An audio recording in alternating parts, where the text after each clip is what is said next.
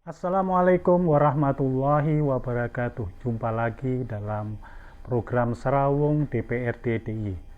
Pemirsa, program ini adalah kerjasama DPRD DIY dengan Kedaulatan Rakyat. Untuk kali ini, kita akan mengangkat topik mengenai pemberdayaan desa, atau kalau di Yogyakarta dikenal dengan pemberdayaan kalurahan dan kelurahan. Kita akan wawancari narasumber penting kita, yaitu Wakil Ketua DPRD DIY, Bapak Insinyur Imam Taufik. Kita sapa dulu Bapak Imam. Assalamualaikum Pak Imam. Waalaikumsalam Mas Jono. Sehat selalu. Alhamdulillah. Demikian juga sehat selalu Pak Imam. Alhamdulillah sehat. Bisa bertemu nih. Terima kasih waktunya Pak. Sama-sama. Ini topik yang tidak akan habis-habisnya nih mengenai pemberdayaan desa. Iya, betul. Nah, terkait dengan program ini, program pemberdayaan desa ini Pak, tentunya DPRD selalu memantau, mengamati terkait dengan program ini Pak. Ya. Nah, sejauh ini mungkin bagaimana sih sebetulnya perkembangan dari kalurahan dan kelurahan di daerah istimewa Yogyakarta Pak? Ya. Jadi sebelum masuk ke sana, kita pendekatan untuk pemberdayaan kalurahan dan kelurahan ini dilakukan dengan berbagai macam pendekatan. Yang pertama, kita tentu sesuai dengan tupoksi DPRD. Kita melakukan pendekatan dari aspek regulasi, karena dari situlah menjadi titik tolak berpijak untuk mengambil keputusan terkait dengan apa yang dibutuhkan oleh kelurahan atau kelurahan dan apa yang menjadi persoalan atau masalah yang dihadapi oleh kelurahan dan kelurahan agar Pemda DIY pada umumnya ini bisa punya kebijakan yang kuat untuk mengambil kebijakan yang paling pas terhadap asistensi kelurahan dan kelurahan. Sejauh ini perkembangan di kelurahan dan kelurahan ini saya kira sudah ada progres yang cukup signifikan, terutama sejak Undang-Undang Nomor 13 Tahun 2012 tentang Instrumen DIY itu lahir yang diikuti dengan berbagai macam perda yang sudah kita buat dalam rangka untuk memperkuat keberadaan atau asistensi dari Undang-Undang 13 Tahun 2012 itu. Dan yang terakhir kita sudah memutuskan atau mengambil keputusan terkait dengan perda yang saya kira cukup bagus dan sudah diimplementasikan. Ini perda tentang pemajuan pembangunan dan pemberdayaan di kelurahan dan kelurahan. Itu sudah cukup banyak progresnya dengan desa dan kelurahan. Oke, Pak. Sebelum kita nanti membahas lebih dalam terkait dengan perda yang terkait dengan kalurahan dan kelurahan, sejauh ini dalam hal pemberdayaan kalurahan dan kelurahan, baik itu untuk ekonomi Pak, khususnya mungkin saya bahas soal ekonomi, ini perkembangannya sejauh mana Pak? Mungkin bisa melihat dari perkembangan di daerah Bapak, Bapak dari Gunung Kidul ya. Bisa jauh dari Gunung Kidul sejauh mana mungkin Pak? Saya kira sejak mulai tahun 2014 karena ada undang-undang tentang Pemda dan turunannya itu. Yang mana di undang-undang itu memberikan kewenangan yang lebih banyak kepada pemerintah kelurahan atau desa waktu itu terkait dengan terutama di anggaran. Jadi setelah Undang-Undang 12 itu kan dari pusat itu ada anggaran yang namanya DD, dana desa. itu anggaran dari APBN ya. Dan itu bagian dari janji politik Pak Jokowi waktu itu. Ya, gitu ya. Jadi dengan adanya DD ini pemerintah kelurahan atau desa waktu itu kemudian sedikit ada ruang ya. Untuk merencanakan ya, pembangunannya ya. Yang berangkat dari kebutuhan ya, dan persoalan yang dari desa. Dan itu saya kira sangat signifikan ya. Di saat kapasitas ya, keuangan dari Pemda Kabupaten terutama ya, ini jauh dari mencukupi untuk memenuhi kebutuhan mereka itu. Sehingga kelurahan itu sekarang sudah tahun itu ya, ini sudah bisa merencanakan mana daerah yang perlu dibangun secara fisik, mana yang secara ekonomi dan seterusnya, itu sudah bisa merencanakan itu. Seiring dengan juga semakin kesini ini dari si kapasitas SDM ya di kelurahan juga saya lihat sudah semakin bagus ya, berkualitas, karena yang perangkat atau pamongnya itu ya, diisi sekarang sebagian adalah orang-orang yang relatif masih muda dan berpendidikan. Itu suatu dari ada semacam perubahan sejak desa ini semakin dikenal atau semakin populer sejak turunnya dana desa ya. Betul. Tantangannya semakin besar. Ya, nah karena sudah didistribusikan dana desa ini, itu dari aspek pertumbuhan ekonomi desa, saya lihat memang beberapa desa itu memang tumbuh simpul-simpul apa istilahnya ekonomi ya Pak ya. Iya. Nah sejauh ini pantauan Bapak signifikan nggak dengan tumbuhnya simpul pertumbuhan di ekonomi di ya, pertumbuhan ekonomi di masing-masing desa itu kan banyak faktor yang pengaruhnya ya, yang mengaruhi gitu ya. Ya terutama yang terkait dengan situasi ekonomi secara nasional ataupun regional gitu. Jadi kalau secara nasional pertumbuhan ekonominya bagus ya, dan regional bagus ya, biasanya akan berimbas ke pedesaan, karena kan tidak mungkin ya itu tidak terkait gitu. Ya. Jadi misalnya ya, contoh kecil aja, kalau misalnya pas musim panen gitu ya. Kan di pedesaan itu, di kelurahan kan ada masa-masa tertentu itu di mana hasil panen itu kan cukup meludak gitu ya, cukup banyak lah. Otomatis jika banyak seperti itu ya, itu harganya kadang-kadang sering turun gitu. Ya. Nah, ini situasi regional gitu artinya. Nah itu. Sebaliknya kalau pas lagi nggak ada lah, kemudian barangnya dicari ya naik gitu. Jadi sangat fluktuatif ya. Tapi ada sebagian kelurahan ini sudah bisa melihat potensi yang ada di kelurahan itu, kemudian pada yang sama mereka mampu untuk memberdayakan ya potensi yang dimiliki oleh kelurahan itu ya, sehingga itu akan berefek ya domino ya, terhadap faktor ekonomi gitu. Jadi misalnya ya, satu kelurahan yang dulunya tidak dilirik dari aspek wisata misalnya, kan dulu banyak wisata. Ini sekarang ini tiba-tiba itu menjadi magnet tersendiri gitu. Karena di situ dibangun tempat wisata yang lumayan gitu. Jadi misalnya yang nggak jauh dari sini itu ada Heha gitu ya. Nah, Heha di Patuk gitu. Dulu kan sebelum kan nggak ada apa-apanya gitu. Nah sekarang sudah di setiap saat ke situ. Kemudian muncul lagi yang baru di utaranya, itu ada namanya tempat wisata baru namanya piknik gitu. Yang memberikan satu tawaran baru gitu. Nah kalau sudah seperti itu kan berarti berdampak ke sekelilingnya.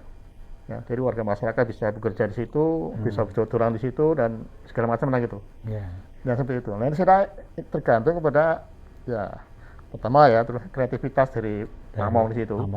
Yang kedua memang potensi untuk investasi dari luar masuk gitu. Jadi dua itu bisa saling bersinergi lah gitu. Bersinergi, berkreasi juga. Nah berkreasi. Nah memang kecepatannya ya masing-masing kelurahan itu berbeda. Kalau daerah-daerah yang memang itu punya potensi wisata besar sejak awal, itu cepat sekali. berisi tingkat pertumbuhan ekonominya. Tapi memang bagi daerah yang sudah di pinggir, aksesnya susah, memang ini agak butuh effort tersendiri. Kerja keras sendiri. Kerja keras sendiri ya, dari semua pihak. Gitu. Oh ya ya. Jadi memang nggak sama larinya. Ya Gitu. ya. Saya lihat memang beberapa daerah di Yogyakarta, Bantul, Sleman dan juga Gunung Kidul, Kulon Progo itu memang sangat terlihat ada munculnya simbol ekonomi baru karena tadi Pak ya, pemetaan ini mungkin ya, pemetaan yang dilakukan oleh Pamong itu ya. Nah, kalau di Gunung Kidul saya lihat itu pantai mungkin Pak ya. Pantai, kemudian dari pantai kemudian ada lagi desa-desa yang dekat pantai mungkin muncul cenderamata apa gitu ya Pak. Nah Pak, bagaimana menurut pandangan Pak Imam menjaga konsistensi desa ini supaya tetap pertumbuhan itu terjaga gitu. Karena kan muncul persaingan baru antar desa itu. Tidak hanya dari Gunung Kidul, juga ada persaing baru desa lain kan. Nah itu juga mungkin masing-masing kan punya bersaing untuk mendapatkan mungkin kalau wisata baru kan itu gimana menurut saya kira itu sebenarnya sunatullah kalau menurut saya. Artinya natural. Jadi kalau sebuah usaha atau tempat wisata atau apa itu, memang dia itu harus bisa mengikuti tren, kebutuhan, kemampuan dari kalau dalam pasar ya pasarnya itu. Ya, kalau tidak mengikuti nanti begitu muncul yang baru bisa ditinggal. Dan itu sudah ada contohnya. Jadi contoh Pak, tahun 2012 gitu. Ini ketika Bupati Pak Sumerno itu ya, Profesor Sumerno itu di Bupati, kemudian ada wisata baru yang sangat booming gitu itu. Itu namanya Gua Pindul. Jadi Bapak pernah benar ya, Gua Pindul itu adalah satu contoh betapa dia sangat fenomenal gitu ya. Jadi baru ditemukan, kemudian sangat. Jadi orang kalau mau ke sana itu sebenarnya cuma main air aja sih. Itu harus antrinya panjang gitu loh. Itu dulu. Ya, jaya-jayanya itu 2015, 2016 itu paling jaya. Ini setelah itu ya, kemudian ini kesalahannya adalah tidak mampu menjaga tren pasar itu ya. Tren pasar ya.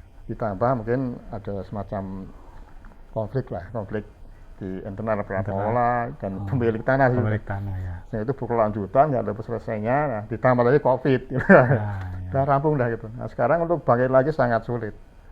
Walaupun masih ada, tapi sulit. Artinya belum sampai.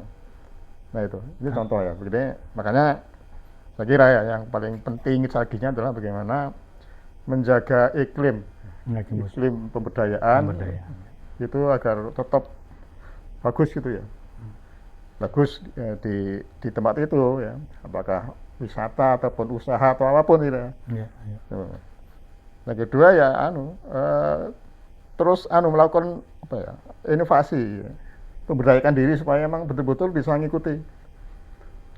Nah syukur-syukur nanti ada semacam pelindungan. Pelindungan ya dari kebijakan yang dikeluarkan oleh pemerintah daerah. Nah, kita selama ini belum sampai sana. Contoh Mas. Jadi kalau pas dulu pernah ada gagasan yang cukup bagus dari Pak Bupati Sunaryanto itu. Jadi hasil panen ya, dari para petani itu ya. Ini yang beli adalah para ASN itu. Ada semacam gagasan. Tapi belum sampai pada kebijakan ya. Ini sangat bagus itu. Bisa seperti itu. Ya, ini pelindungan ya. Atau kalau misalnya kalau wisata itu kan misalnya kan banyak kan sekolah-sekolah yang setiap tahun ada wisata kemana kan mesti keluar kota gitu ya. Nah kenapa enggak sekalian aja setahun wisata yang ada di situ itu. Sehingga pemasukannya bisa terjaring di situ. Tidak keluar ya. Iya. Jadi ada pelindungan. Ada pelindungan. Ini dari segi pertumbuhan tadi, pemberdayaan ekonominya sudah ada perkembangan tadi salah contohnya, beberapa contohnya tadi. Dari aspek Pak, manfaat dari pengentasan kemiskinan gimana Pak?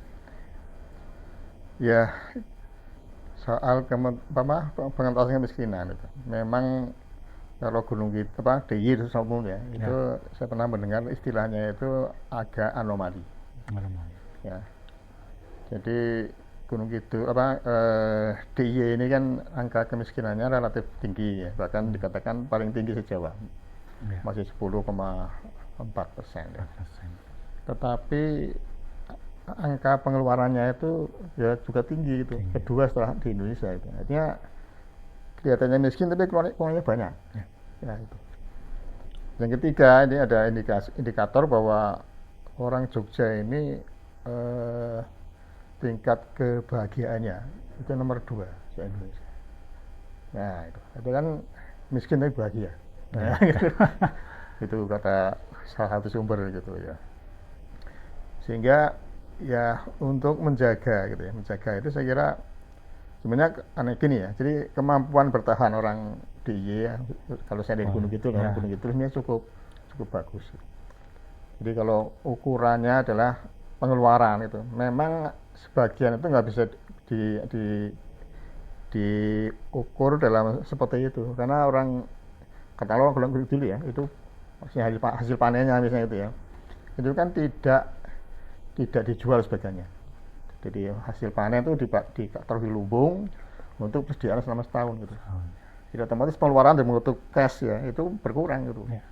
Di samping untuk kebutuhan lauk pauk dan seterusnya juga sebagian ambil dari beli ladang gitu.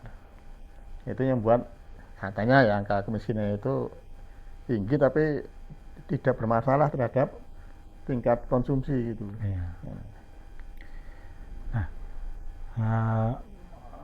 Kembali tadi saya masuk lagi ke ini Pak. Tadi Pak Ima menyebutkan bahwa di Y sudah ada perangkat atau payung hukum untuk pemberdayaan kelurahan dan kelurahan ya Pak. Sudah ada. Nah itu bagaimana Pak? Mungkin bisa dijelaskan lebih jauh terkait dengan itu Pak, pelindungan atau juga pemberdayaan kelurahan itu Pak.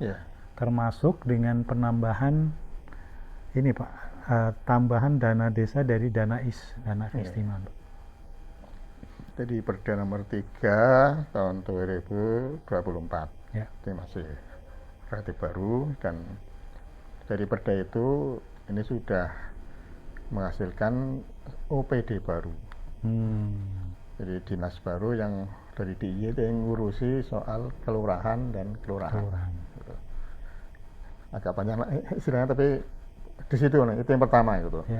Dengan begitu otomatis perhatian DIY itu pada kelurahan dan kelurahan akan semakin besar.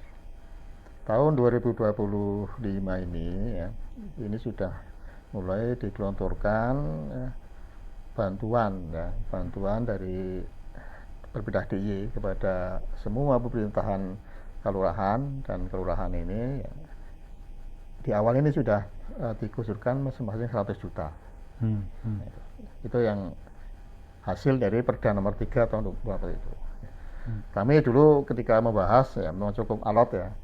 Kita inginnya, jadi kalau kabupaten ada ADD, pusat ada DD, kita ini ada apa gitu. Ini wujudnya itu. Jadi setiap tahun ada anggaran yang masuk ke kelurahan. Kita dulu diskusi alot sekali ya. Kita inginnya per tahunnya itu 1 miliar. Sama dengan pusat ya. Ke desanya itu, ke kelurahannya itu. Ya. Jadi memang kalau itu dipatok ya nanti bisa jadi agak berat ya, di pindah DIY itu. Karena memang situasi kondisi keuangannya kan memang fluktuatif gitu. Hanya itu yang mungkin itu diambilkan dari dana IS atau dari APBD? APBD murni gitu. Ya dari DAIS nanti ada anu sendiri. Jadi kalau program-program yang terkait dengan kebudayaan ya ada sendiri gitu. Ada sendiri. Jadi nanti ada anu Pak, ada 3 saya kira yang sumbernya ada. Yang pertama adalah yang 100 jutaan itu per tahun, yang tahun ini cair. Yang 2025 kedua ya. ini dari Pokir anggota dewan. Pokir anggota dewan Pokir ya. anggota dewan itu kan anggota dewan punya binaan itu sendiri Binaan itu. ya, ya. Itu tahun ini ya, tahun depan lah gitu ya. Itu kan kira-kira sekitar 200 miliar lah yang bisa kita alokasikan untuk kelurahan dan kelurahan gitu. Itu seluruh DIY yang 200 Seluruh DIY. miliar. Oh ya. Memang belum besar, tapi ini sudah bagian dari bisa menyelesaikan sebagian kebutuhan. Karena Ya. untuk misalnya rabat, gitu, untuk pembuatan talut, ya, Ya. untuk kelompok-kelompok pertanian, kelompok ekonomi dan seterusnya itu. Gitu. Pemirsa, kita mulai lagi bincang-bincang dengan Pak Imam Taufik. Seperti yang dijelaskan tadi bahwa DPRD DIY bersama Pemda DIY telah membuat kebijakan terkait dengan kelurahan dan kelurahan. Salah satunya ada program setiap desa itu sekitar 100 juta rupiah, Pak ya. Nah, sementara ini masih dalam perkembangan. Nanti kalau kemungkinan bisa bertambah. Bisa ya, Pak? bertambah. Nah, sebelum kita tutup, mungkin Pak Imam bisa menyampaikan closing statement, Pak. Ya. Baik, jadi terkait dengan pemberdayaan, itu intinya kan bagaimana agar warga masyarakat ini berdaya, ya, berdaya, sehingga bisa, yang paling besar perannya tentu saja ada di warga itu sendiri, beserta keluarganya dan beserta Pak RT-nya begitu ya, dari lingkungan seperti itu. Jadi kalau mereka sudah ada inisiatif untuk menolong, membantu yang nggak berdaya, itu saya kira akan meringankan beban pemerintah. Ya. Dan itu mungkin, gitu. Jadi, sangat mungkin ya. Ketika suasana gotong royong ya, dibangun sedemikian rupa ya, sehingga persoalan-persoalan yang dari secara individu keluarga ini bisa diselesaikan di lingkup yang kecil. Saya beri contoh, kemarin saya datang ke sebuah padukuhan ya. Jadi mereka bisa ngecor jalan sendiri, Pak. Ngecor sendiri ya, swadaya, ternyata dari iuran warga dan dari perantau. Nah, kita tahu sendiri. Jadinya itu bisa gitu. Atau kalau ada warga yang sakit, kekurangan apa gitu, nanti dibantu lah, Pak. Itu yang pertama. Yang kedua tentu saja pemerintah, baik kelurahan ya, kabupaten ataupun DIY ya, nanti ikut campur dalam rangka untuk semakin menguatkan ya potensi yang ada di situ, sehingga menjadi sesuatu yang diberdayakan. Ya.